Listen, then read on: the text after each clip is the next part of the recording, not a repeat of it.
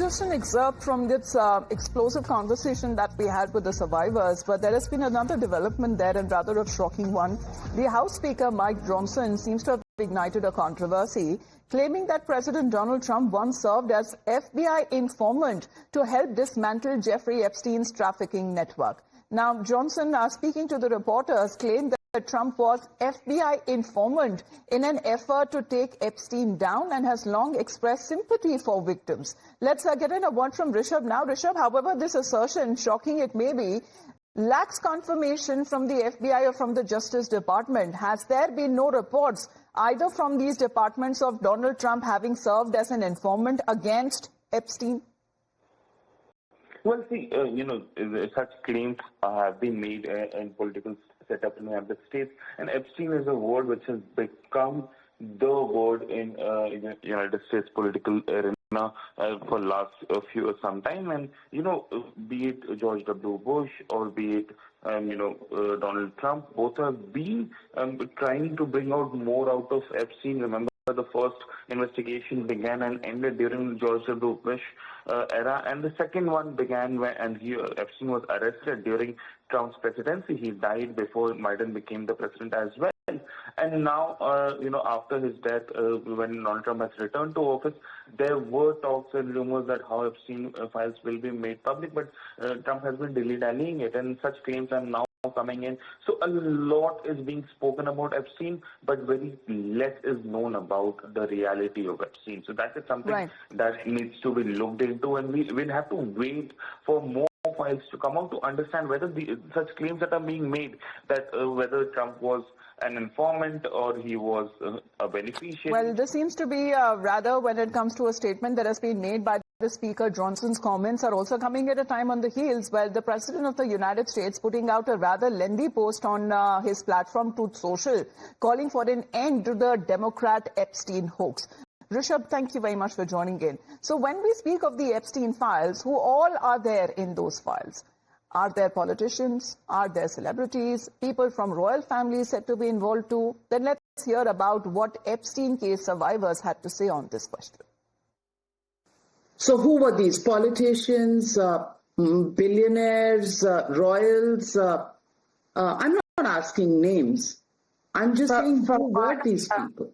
Profile. So for my own witness account, when I was in Florida, I met two different men.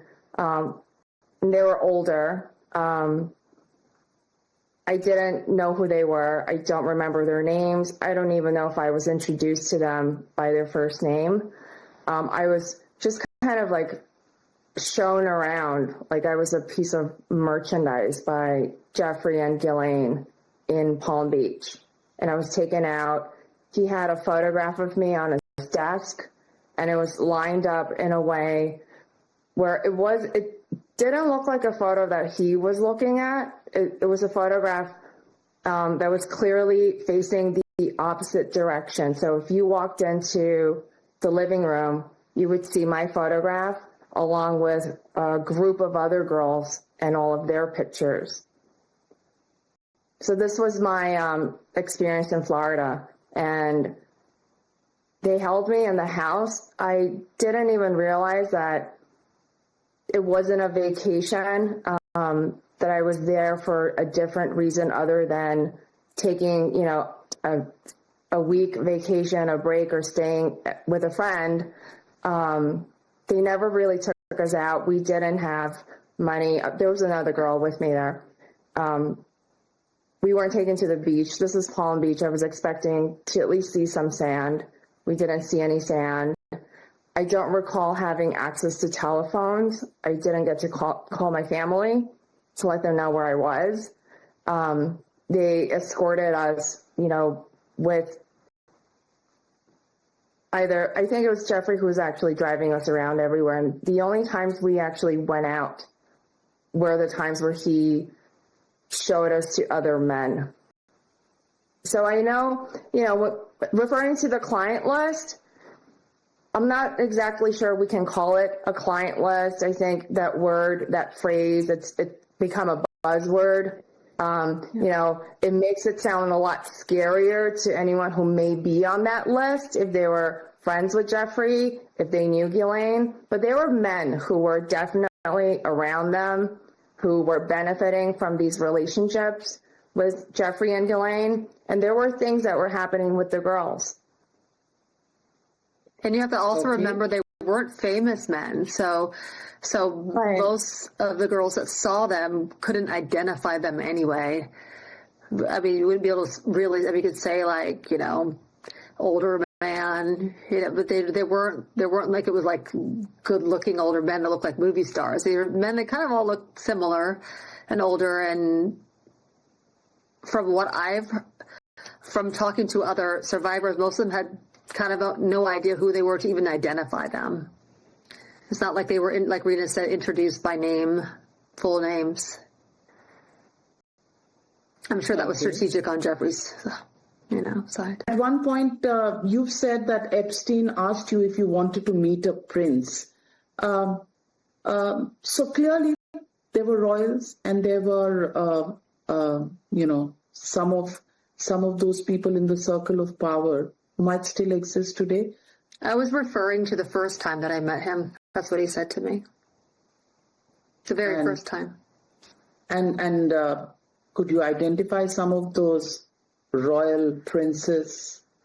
Well, I mean, the reason why I spoke out in 2020 was because I had met a prince, and I had a girlfriend who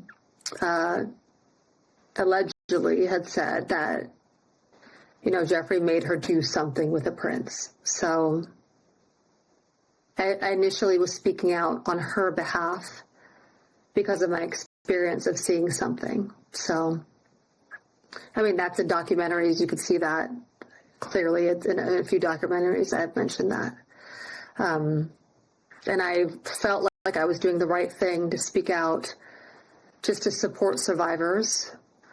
I didn't at the time, I thought it would have been a lot easier, because to find the facts and to connect the dots and to prosecute. And I realized that it wasn't easy for those survivors to come forward and share their experience and put their perpetrator behind bars. It just wasn't easy. It hasn't happened.